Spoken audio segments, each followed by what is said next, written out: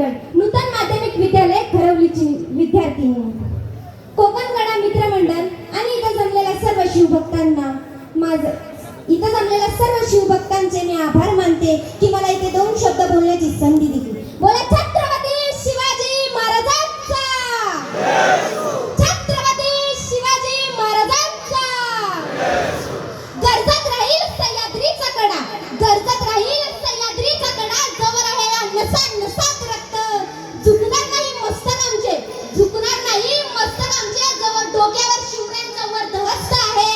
अहो या रायगडाच्या मातीला विचारून बघा, अहो या रायगडाच्या मातीला विचारून बघा ती आज साक्ष देईल. या जगात छत्रपती सरकार राजा एकच, बाकी सर्व फक्त इतिहास आहे, बाकी सर्व फक्त इतिहास आहे.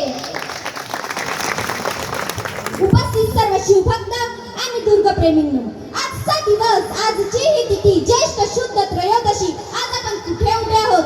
आज आपण कोणत्याही बंदिस्त सभागृहात नाही, आपण उभे आहोत दुर्गराज रायगडावर.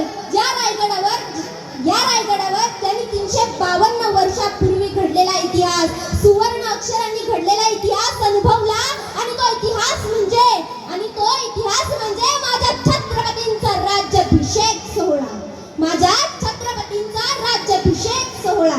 तिथीचे महत्त्व आणि स्वराज्याची पहाट. काही लोक विचारतात तारीख सोडून तिथीनेच का? तर मला त्यांना आवर्जून सांगावंसं वाटतं की तारीख ही परक्यांची असू शकते, तारीख ही इंग्रजांची असू शकते, पण तिथी माझ्या मातीची आहे. गागा भट्टांनी पंचांग पाहून तारग्रहांची स्थिती बघून जी तिथी निश्चित केली ती या निसर्गाने महाराजांना दिलेली संमती होती.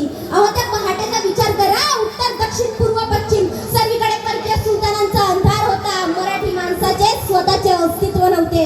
अशा काळात एका भोसले कुलातील तरुणांनी सह्याद्रीच्या कुशीत रायरेश्वरावर रक्ताचा अंगठा करून शपथ घेतली. हे स्वराज्य व्हावे ही श्रींची इच्छा.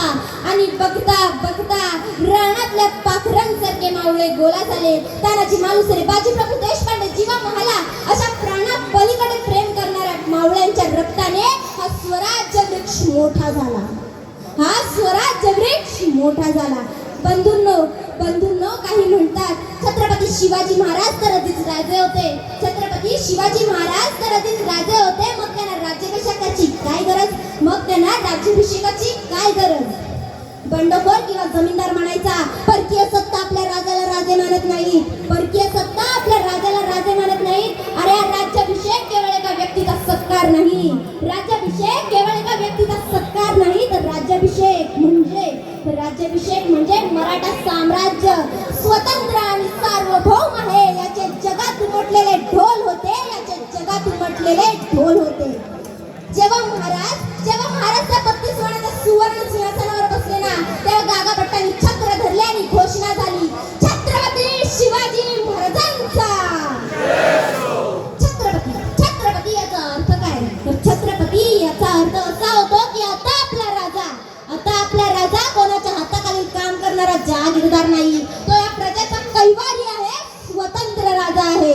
महाराजांनी आपली नाणी पाडली, स्वतःचे राज्याभिषेक शक सुरू केले. विचार करा गुलामगिरीच्या छातीवर पाय ठेवून स्वतःचे अस्तित्व निर्माण करणे, यालाच म्हणतात शिवराज्याभिषेक सोहळा. अरे मरण आले तरी चालेल पण शरण जाणार नाही, हा विचार घेऊन प्रत्येक मावळा लढला.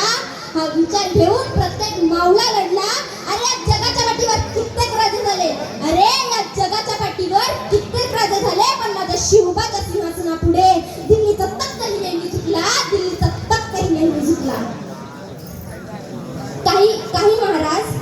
काही महाराज जेव्हा लोकांचे घरे लुटायचे त्या काळात माझ्या राजाने आदेश काढला, लष्कर छावणीत असताना शेतकऱ्याच्या भाजीच्या देठाला सुद्धा हात लावता कामा नये. प्रजेला त्रास दिला तर प्रजा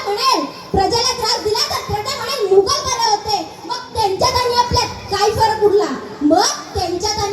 काय फरक उरला असा विचार करणारा राजा जगाच्या पाठीवर कुठे शोधून सापडेल का? राजाच्या पाटलाने एका स्त्रीवर अत्याचार केला. तोडण्याची शिक्षा दिली.